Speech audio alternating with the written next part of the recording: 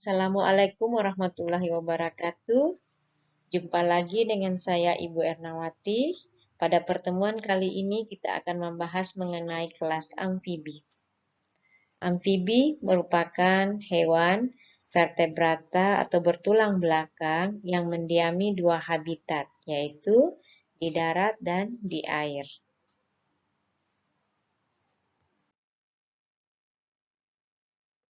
Karakteristik daripada amfibi. Yang pertama, bagian-bagian tubuh amfibi terdiri dari bagian kepala, badan, dan ekor. Kepala dan badan seperti terdapat pada katak, sedangkan bagian kepala, badan, ekor menyatu terlihat pada salamander. Amfibi termasuk hewan vertebrata yang tergolong dalam hewan tetrapoda yang memiliki 4 kaki. Kulit pada amfibi lunak, berkelenjar, ada yang berkelenjar lendir dan racun, dan kulit selalu dalam keadaan lembab. Pada kulit banyak mengandung pembuluh-pembuluh darah sehingga pertukaran O2 dengan CO2 berlangsung baik, sehingga kulit bisa dimanfaatkan sebagai alat respirasi. Kulit juga dapat bersisik seperti pada salamander. Mata dilindungi oleh membran nictitans atau selaput tidur yang berfungsi menjaga kelembapan mata saat di darat dan menjaga dari gesekan saat berada di dalam air. Pernapasan pada amfibi dapat menggunakan insang, terutama pada saat tahapan berudu, kemudian dapat menggunakan kulit dan juga menggunakan paru-paru. Amfibi merupakan hewan poikilotem, yaitu suhu tubuh tergantung pada suhu lingkungan. Jantung amfibi terdiri atas 3 ruang, yaitu 2 atrium atau serambi dan 1 ventrikel atau bilik. Amfibi memiliki peredaran darah tertutup dan ganda. Artinya, darah akan 2 kali melewati jantung pada 1 kali peredaran. Sistem pencernaan lengkap, mulai dari mulut, faring, esofagus, lambung, usus, dan rektum yang langsung bersatu dengan kloaka. Sistem ekresi berupa ginjal dengan tipe mesonefros dan saluran kemih yang membawa sekret hasil ekresi menuju ke kloaka untuk diekresikan keluar tubuh. Amfibi memiliki telinga tengah dan telinga dalam, tidak memiliki telinga luar, dan memiliki selaput telinga yang dikenal dengan membran timpani yang terdapat pada bagian telinga tengah. Amfibi memiliki alat kelamin yang terpisah. Umumnya, amfibi bersifat ovipar, ovovivipar, dan vivipar, di mana telur tersimpan dalam saluran reproduksi betina. Fertilisasi dapat terjadi secara internal dan eksternal. Eksternal biasa dilakukan oleh katak dan kodok. Amfibi merupakan hewan vertebrata yang mengalami metamorfosis sempurna. Ada juga sebagian dari spesies yang hidup selama hidupnya berbentuk larva. Itu beberapa karakteristik daripada amfibi. Selanjutnya kita akan masuk dalam klasifikasi. Amfibi dibedakan menjadi 3 ordo. Yang pertama ordo Gymnophiona atau ordo Apoda. Yang kedua ordo Caudata atau Urodela. Yang ketiga ordo Anura atau Salentia. Kita akan membahas masing-masing dari ordo pada amfibi. Yang pertama, ordo Gymnophiona yang juga dikenal dengan Cecilia atau dikenal dengan istilah Apoda. Contoh dari ordo Gymnophiona yaitu Ichthyopus bernisi, Siphonops anulutus, Ichthyopus sumatranus, Ichthyopus hippocyneus yang merupakan sesilia endemik dari Jawa. Karakteristik daripada ordo Gymnophiona diantaranya bertubuh panjang menyerupai cacing besar dan ular, hidup di daerah tropis, memiliki tentakel antara mata dan hidung, makanan berupa cacing dan invertebrata kecil yang ada di bawah permukaan tanah, kulit lunak di mana dapat menghasilkan cairan, ekornya pendek, mata tidak berkelopak, fertilisasi dilakukan secara internal, dan beberapa spesies memiliki larva akuatik. Jenis amfibi ini merupakan amfibi penggali lubang dengan kepala yang kuat dan tulang untuk membantu mereka menggali tanah. Itu beberapa karakteristik dari ordo Gymnophiona. Selanjutnya kita masuk ke ordo Caudata atau Urodela. Contoh dari ordo Caudata yaitu spesies Andrias davidianus, Hionebius kimurae, Plethodon cinereus, kemudian salamander. Pada karakteristik ordo Caudata atau Urodela, di sini hewan amfibi ini akan mempertahankan ekornya sampai dia dewasa. Kemudian bernapas dengan paru-paru, insang, dan kulit luar. Biasanya salamander memiliki insang luar seperti pada gambar ini.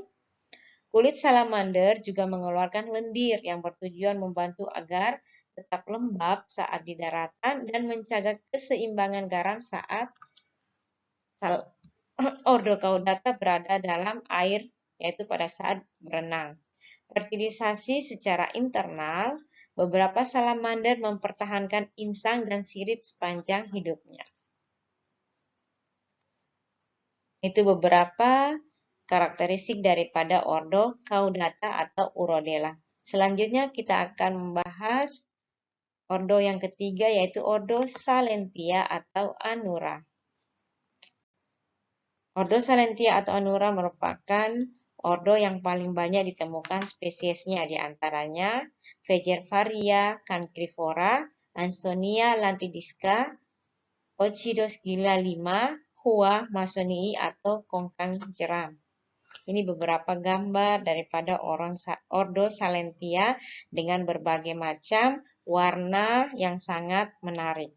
Kita akan bahas karakteristik daripada ordo Salentia atau Anura, yaitu memiliki tubuh yang pendek, dapat melompat, lidah terbelah dua, dan mata menonjol. Kepala dan tubuh menyatu, ekor menghilang saat dewasa. Hanya pada genus Ascapus yang memiliki struktur seperti ekor setelah dewasa. Kulitnya permeabel terhadap air sehingga umumnya hidup tidak dapat jauh dari sumber air di daerah tropis.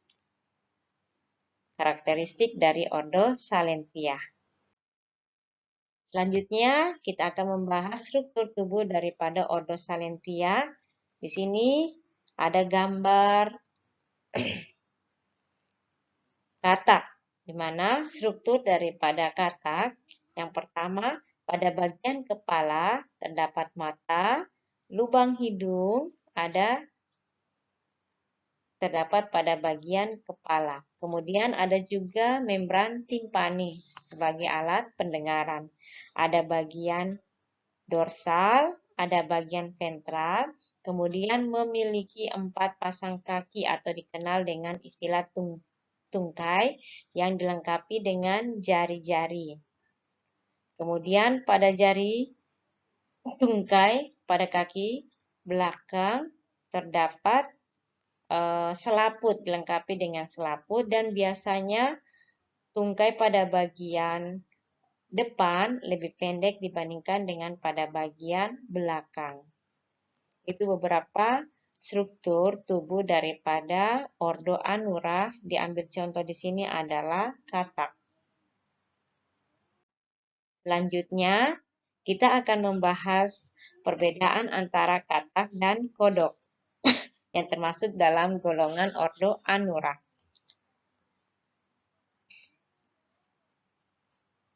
Pada gambar yang berwarna hijau, ini adalah gambar katak yang masuk dalam famili Ranidae, sedangkan gambar yang berwarna hitam itu adalah kodok yang masuk dalam famili Buffonidae. Banyak orang beranggapan bahwa katak dan kodok adalah sama tanpa ada perbedaan. Namun, katak dan kodok memiliki beberapa perbedaan. Selanjutnya, kita akan membahas perbedaan antara katak dan kodok. Yang pertama, kulit katak memiliki permukaan yang licin dan mengkilat. Kulit katak selalu terlihat basah. Katak tidak bisa hidup jauh dari sumber air. Sedangkan pada kodok, lebih banyak ditemukan di iklim yang lebih kering. Kulitnya juga lebih kasar dan bertekstur, terdapat tonjolan-tonjolan sehingga menunjukkan tekstur yang lebih kasar dibandingkan dengan katak. Yang kedua, kaki pada katak memiliki kaki yang panjang, bahkan lebih panjang dari kepala dan badan. Kaki katak digunakan untuk melompat. Kaki belakangnya berselaput jelas sehingga beberapa jenis adalah termasuk dalam perenang yang hebat. Berbeda dengan kodok, kaki kodok jauh lebih pendek dan tidak digunakan untuk melompat. Kaki kodok digunakan untuk berjalan. Ciri yang ketiga, bentuk tubuh katak lebih kurus. Tubuh ini membuat katak lebih mudah melompat dan bergerak. Selain itu, katak memiliki wajah dengan hidung yang lebih menonjol. Sedangkan pada kodok, tubuhnya lebih besar, pendek, dan lebar, dan kodok memiliki wajah yang datar. Perbedaan yang keempat yaitu kecebong pada katak lebih ramping, sedangkan kodok lebih besar. Selain itu terdapat perbedaan warna keduanya. Kecebong pada katak memiliki titik-titik keemasan, sedangkan kecebong pada kodok berwarna hitam polos. Karakteristik perbedaan yang kelima, lidah katak memiliki lidah yang lengket untuk meraih makanan, sedangkan kodok tidak memiliki lidah yang lengket. Oleh karena itu, kodok harus mendekati makanannya dengan berjalan. Itu beberapa karakteristik perbedaan antara katak dan kodok. Berarti kita sudah tahu bahwa katak dan kodok memiliki beberapa karakteristik yang berbeda. Selanjutnya, kita akan membahas karakteristik khusus daripada kelas amfibi. Yang pertama, kulit dan kelenjar kulit. Kulit amfibi sangat penting terutama dalam respirasi dan untuk perlindungan atau proteksi. Kulit terjaga kelembapannya dengan adanya kelenjar mukosa, bahkan pada spesies yang hidup di air, mukus memberikan minyak pelumas bagi tubuh. Sebagian besar amfibi memiliki kelenjar mukus dan glanural atau dikenal dengan kelenjar racun, yang dapat memproduksi zat racun untuk melindungi diri dari musuh. Racun pada amfibi sangat bervariasi. Kodok yang hidup di laut, racunnya dapat membunuh hewan lain. Kelenjar racun pada katak dan kodok dapat menimbulkan iritasi pada kulit. Itu fungsi daripada kulit dan kelenjar kulit yang berfungsi sebagai proteksi atau perlindungan dengan menghasilkan zat racun untuk melindungi diri. Kelenjar mukus dan glanular atau kelenjar racun dikelompokkan sebagai kelenjar alveolur, di mana kelenjar alveolur adalah kelenjar yang tidak mempunyai saluran pengeluaran, tetapi produknya dikeluarkan lewat dinding selnya sendiri secara alami. Beberapa amfibi yang mempunyai kelenjar alveolur tubular sering ditemukan kelenjar tersebut terdapat pada ibu jari pada katak dan kodok dan juga ditemukan di bagian dada pada katak dan kodok. Sedangkan pada salamander, kelenjar tubular alveolus terdapat pada dagu penjantannya dan digunakan selama musim reproduksi.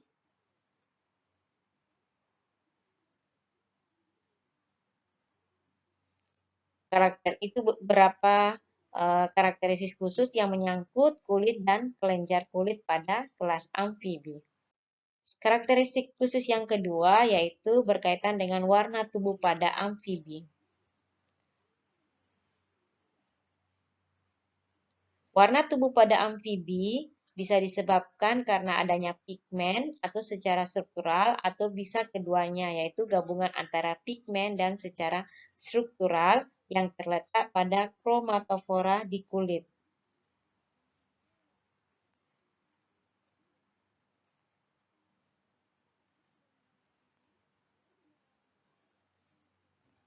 Melanofora salah satu pigmen yang berwarna coklat dan hitam, dan lipopora mengandung pigmen merah, kuning, dan orange. Beberapa pigmen pada amfibi yaitu pigmen melanofora yang merupakan pigmen coklat dan hitam, dan lipopora mengandung pigmen merah, kuning, dan orange. Umumnya, lipopora terletak di dekat permukaan kulit, lebih ke arah dalam terdapat guanifora, yang paling dalam terdapat melanofora. Warna pada beberapa amfibi ketika ditempatkan di lingkungan yang gelap menjadi tampak bercahaya.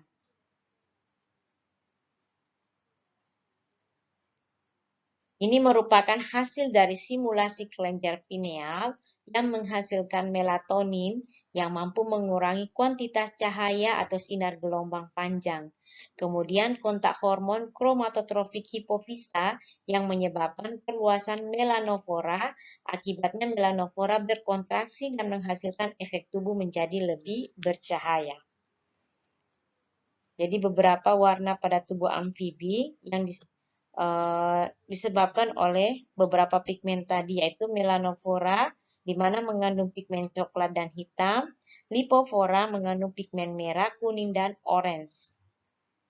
Kemudian warna pada amfibi itu menjadi lebih bercahaya ketika berada di tempat yang gelap karena adanya pengaruh simulasi kelenjar pineal dan kontak dengan hormon kromatofora hipofisis sehingga dapat melanofora berkontraksi dan menghasilkan efek tubuh yang lebih terang atau bercahaya. Karakteristik khusus yang berikut yaitu pergantian kulit. Seluruh kulit amfibi terlepas secara periodik. Proses ini berlangsung di bawah kontrol hormon. Lapisan luar kulit tidak hanya satu bagian, tetapi sebagaimana pada reptil, tetap dalam bentuk fragmen-fragmen, meskipun tungkai biasanya utuh dan mengelupas bersamaan. Frekuensi pergantian kulit bermacam-macam pada spesies yang berbeda. Pengelupasan kulit pada katak hijau terjadi setiap bulan atau lebih. Karakteristik khusus yang berikut yaitu alat gerak atau appendix. Amfibi mempunyai 2 pasang tungkai pendaktil. Hal ini berkaitan dengan adaptasi yang hidup di darat, air, arboreal atau hidup di atas pohon, dan di bawah tanah, di mana semua sesilia di daerah tropis bertungkai, tubuhnya memanjang, dan teradaptasi hidup di liang dengan cara menggali humus atau kayu-kayu yang membusuk. Umumnya kaki depan memiliki 4 jari dan kaki belakang memiliki 5 jari, tetapi pada beberapa spesies terjadi pengurangan. Namun, secara umum, katak dan kodok, jumlah jari tungkai depan biasanya 4 buah, tungkai belakang memanjang dan biasanya digunakan untuk melompat. Ada berbagai variasi struktur kaki belakang. Ada juga yang berselaput sampai ke jari dan lainnya ada, tetapi tidak sampai meluas ke jari atau bahkan tidak ada sama sekali.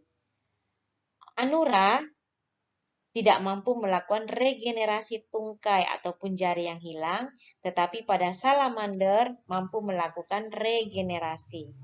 Itu karakteristik khusus mengenai pergantian kulit dan alat gerak apendiks pada kelas amfibi. Selanjutnya kita akan membahas peranan daripada amfibi. Amfibi memiliki beberapa peranan, di antaranya katak dapat diambil daging dan telurnya yang kemudian dapat dikonsumsi. Kulit katak juga dapat dibuat jaket dan barang kerajinan. Katak juga berfungsi sebagai pemberantas nyamuk dan sebagai pengendali serangga hama pada pertanian. Selanjutnya, katak juga dapat digunakan dalam tes kehamilan seperti pada jenis Bufo melanotictus. Karena pada spesies tersebut dapat menghasilkan hormon perangsang gonad yang efeknya sama dengan perangsang gonad yang terdapat dalam urin wanita hamil. Racun pada katak dapat digunakan ketika berburu yang dioleskan pada anak panah yang biasa dilakukan oleh suku Indian. Kemudian racun bufotalin dan racun bufotenin dihasilkan oleh jenis kodok Bufomarinus yang dapat dimanfaatkan sebagai penguat denyut jantung.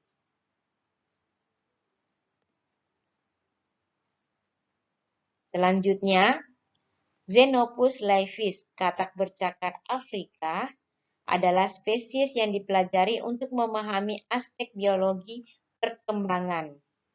Kemudian katak juga dapat digunakan sebagai bioindikator lingkungan.